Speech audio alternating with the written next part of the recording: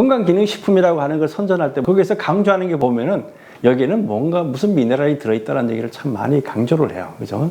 그럴 때 우리가 소금을 통해서 미네랄 섭취를 하지만은 때로는 피부에, 때로는 머리에 어떤 부분이든 이 미네랄 풍성하게 들어갈 수 있도록 해줘야지만 우리가 건강해진다는 측면에서 미네랄의 활용 범위, 소금의 활용 범위가 대단히 넓은 거죠. 해양심층수는 법적으로 200m 이하의 바닷물이고 이 물 자체가 수백 년, 수천 년 전에 가라앉은 물이에요. 현재 오염하고 관계가 없다는 얘기죠.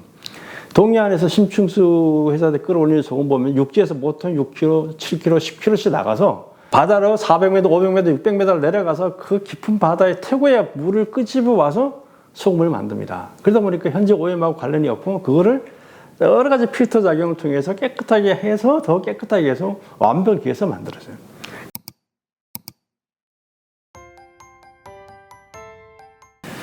이사님, 소금을 단순히 먹는 게 아니라 바르고 씻고 담그기도 한다는데요. 이게 무슨 말씀일까요?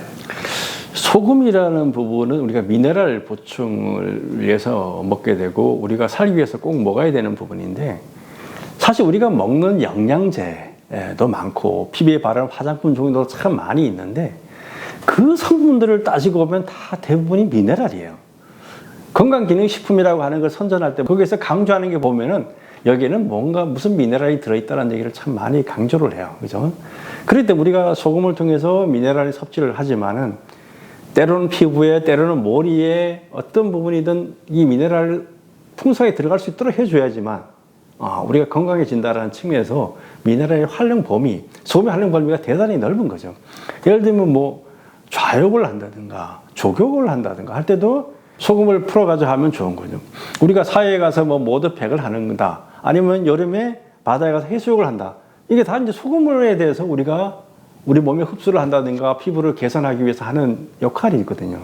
예를 들면 유명한 온천이다 라고 하면은 그 온천에 뜨거운 물도 있지만 그 온천물에 있는 미네랄이 작용을 하기 때문에 우리가 그걸 하게 되는 거죠. 근데 그 바닷물에는 그런 것들이 제대로 들어있고 그게 농축된 게 바로 소금이에요.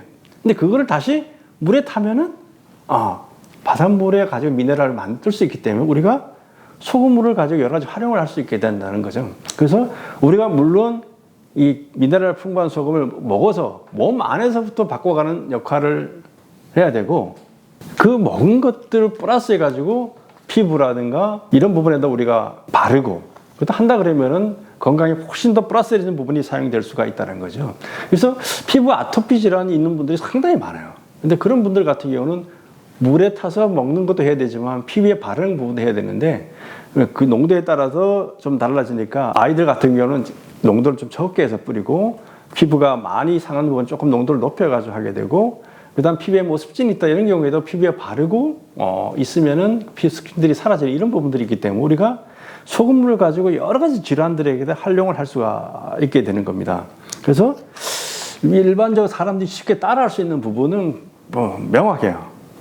아침부터 시작해서 하루 종일 소금물하고 친구가 돼서 소금물을 물에 타서 이렇게 드시면 되고 처음에 공복에서부터 시작해서 식사 후에도 이렇게 드시게 되고 그 다음에 음식할 때도 미네랄 소금을 사용하면은 도움이 되죠.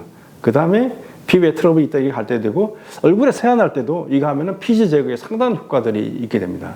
그 다음에 치약 대용으로 사용할 수가 있어요. 치약이 기존까지는 뭐 1001년 빻아서 이렇게 사용하고 그랬는데 그런 부분들은 잇몸을 상하게 하는 부분이 있는데 제대로 된 미네랄 소금은 물에 잘 녹기 때문에 그걸 가지고 치약 대용으로 사용하게 되면 건강한 잇몸을 만들어갈 수 있고 잇몸 질환, 치주 질환들도 해결이 될 수가 있는 부분들이 있습니다. 그래서 내 몸에 어떤 질환이 있다라고 할 때 이걸 소금하고 어떻게 연결시킬까 좀 고민해 보면은 새로운 방법들이 찾아질 수가 있고 부작용 없는 치유의 길이 열릴 수가 있게 됩니다. 근데 그런 측면에서 우리가 소금물의 다양한 활용들을 스스로 고민해서 방법을 찾아가 보시면 돼요. 저도 깜짝 놀라는 제보들을 많이 봤는데 여러분들도 그 소금으로 건강한 삶을 꾸려갈 수가 있을 겁니다. 그래서 추가 질문 하나 드리겠습니다. 제가 아는 분은 이 미네랄 소금 드시고 나서 30대 후반인데 쇠치가 없어지고 꼬물머리가 난대요. 이런 경우가 있습니까? 그런 경우가 있어요. 저한테도 연락이 오시는 분들이 있어요. 그러니까 이거 먹었다니까 검은 머리가 나고 쇠치가 없어진 분들도 있고 머리카락이 막 자라게 시작한다라는 분들도 많이 있어요. 근데 저도 이제 머리가 뭐 적은 숫자는 아닌데 저는 머리가 염색을 한 거예요. 저는 먹었는데 검어지지는 않더라고요. 그래서 근데 이제 빠지는 거 이런 거는 확실히 이제 줄어들어 가지고 이제 유지를 해서 이렇게 가고 있는 부분이고, 근데 사람들마다 조금 다른데 머리가 검어지고 쇠치가 줄어들고 머리가 나신다는 분들이 상당히 많아요. 사람마다 그게 있겠죠. 유전적인 부분도 있고. 근데 어떤 게 부족해서 그런 현상이 생겼으면은 그런 부분도 확실히 있는 것 같아요. 뭐 두통이 사라졌다, 변비가 해결됐다, 당 수치가 떨어졌다는 분들도 상당히 많고, 그렇기 때문에 그다음 혈압도 내려갔다는 분들도 많이 있어요. 그러다 보니까 자기의 질환하고 연결이 좀 될 수 있기 때문에 한번 시도를 해보시면은 달라지는 자기의 몸, 건강을 느낄 수가 있을 겁니다. 이사님, 요즘 해양 오염 때문에 암염을 찾으시는 분도 많고 정제염, 천일염, 죽염, 미네랄 소금 뭘 먹어야 될지 모르신다는 분 많은데 여기에 대해서 좀 정리 좀 해주십시오. 그런 질문도 저도 상당히 많이 받습니다. 어떤 소금을 먹어야 되냐? 특히나 이제 소금을 선택하는 기준에 이제 몇 가지가 있는데, 하나는 이제 미네랄이 얼마큼 들어있느냐 문제와, 하나는 얼마나 깨끗하냐라는 문제. 우리가 소금을 선택할 때 기준이 이제 깨끗함과 미네랄이 얼마큼 제대로 들어있느냐, 이런 부분이 이제 우리가 선택의 관점이 되기 때문에 해양 오염 문제는 아주 심각한 문제라고 우리가 할 수가 있습니다. 그래서 지금의 바다는 오염됐기 때문에 지금 바다 오염된 것 갖고 만든 지금 소금은 쓸데없으니까 암염을 먹어야 된다라고 이렇게 주장하시는 분들도 상당히 많아요. 근데 제가 이런 고민을 하면서 이제 사람 질문을 던집니다. 암염은 수억 년이 걸려서 만들어진 거다. 수억 년 전에 또 수억 년이 걸려서 만들어진 거다. 그럼 수억 년 동안 암염이 만드는 과정을 한번 이렇게 유추해서 생각을 해보시면은, 처음에는 바다에 있던 곳이 어떤 지각 변동에 의해서 호수가 되고, 호수에 물이 말라서 소금이 되고, 그게 어떤 지각 변동에 의해서 땅에 묻히는 과정을 거쳤다가 다시 어떤 이유에서 땅으로 솟아나온 이 과정을 거치는 게 암염인데, 그 과정이 순탄했겠냐, 그죠? 바다가 육지가 되고 소금이 되고 땅에 묻히고 하는 과정에 수없이 많은 지각 변동 과정을 거쳤어요. 그 사이 홍수도 나고 지진도 일어나고 여러 가지 과정을 거쳤겠죠. 그래서 암염 광산을 가보면은 이게 층층이 나이테처럼 층층이 돼 있어요. 그러니까 소금이 좀 쌓였는데 비가 오거나 홍수가 나면 또 흙탕물이 와서 쌓이고, 그게 다시 물이 증발돼서 소금이 되고 층층이 되다 보니까, 암염은 기본적으로 많은 나라에서 먹지만은 그냥 생으로 먹는 사람은 없어요. 다 물에 녹여서 불순물을 다 가라앉힌 다음에 그걸 다시 끓여서 물을 증발을 시켜서 그걸로 만들어진 소금을 먹는다는 거죠. 아주 뭐 가난한 이런 나라에서 그냥 깨가지고 그걸 집에서 물에 녹여가지고 그 위에 물을 갖고 반찬하는 경우, 사용하는 경우도 있고, 그런데 서구나 미국이나 이런 모든 나라의 암염은 그렇게 해서 먹습니다. 그 시간은 암염 자체가 깨끗한 게 아니다라는 얘기죠. 현대 오염하고는 거리가 있을 수는 있겠지만은 흙탕물부터 시작해서 들어갈 것들이 다 들어가 있는 소금이에요. 그리고 암염의 색은 기본적으로 불순물입니다. 우리가 핑크빛 아름답지만 핑크빛 나는 거는 철분이 있는 땅이었기 때문에 철분이 녹아 들어가서 그 색을 만드는 거예요. 철이 녹슬면 붉은색을 띠니까, 이런 거죠. 안데스나 남미 가면은 좀 회색빛 소금들이 많아요. 그럼 그 지역의 토양이 그렇다는 얘기예요. 그렇기 때문에 그 암염이 깨끗한가라는 부분에서는 생각할 여지들이 참 많아요. 천일염 같은 경우도 우리나라는 이제 서해에서 참 만드는데, 불행하게도 우리 서해는 중국하고 붙어 있어요. 중국이라는 15억 인구가 엄청난 세계 공장으로서 수많은 오염물질 폐수들을 바다로, 강으로 쏟아내고 있는 게, 그게 우리나라 서해로 다 밀려와요. 물론 우리나라도 5천만이 중에서 상당히 많은 사람들이 먹은 게 한강으로 뭐 이렇게 해서 바다로 가고 있죠. 그러다 보니까 바다 오염이 참 심각한 상태에 있습니다. 그래서 뭐 사람들이 깨끗한 소금을 만들기 위해서 애를 쓰지만 그게 쉽지 않아요. 그러다 보니까 검사를 하면은 여러 가지 문제들이 있는 게 나오고 미세플라스틱 이런 것도 나오고 있는 거죠. 그래서 이제 한국에서는 이제 다른 방법이, 소해 바닷물 오염되다 보니까 이제 동해에서 해양 심층수나 깨끗한 자원을 찾아서 이제 소금을 만드는 일들을 이제 하고 있습니다. 해양 심층수는 법적으로 200m 이하의 바닷물이고, 이 물 자체가 수백 년, 수천 년 전에 가라앉은 물이에요. 현재 오염하고 관계가 없다는 얘기죠.